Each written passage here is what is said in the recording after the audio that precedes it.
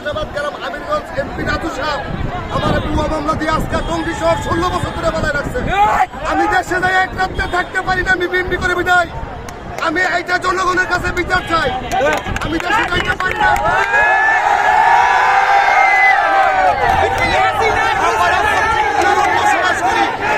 আমি একজন পরিবহন ড্রাইভার।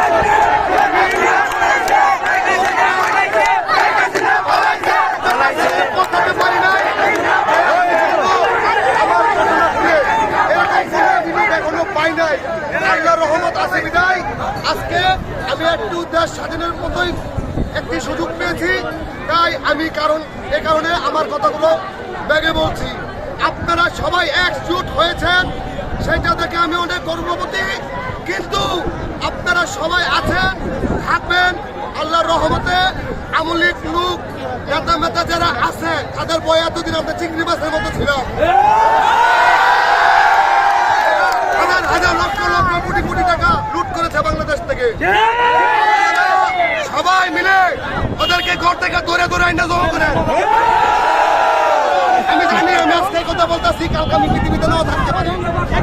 কিন্তু বড় ভাই, আপনারা সবাই যেভাবে আন্দোলন চালিয়ে গেছেন সেভাবে থাকবেন।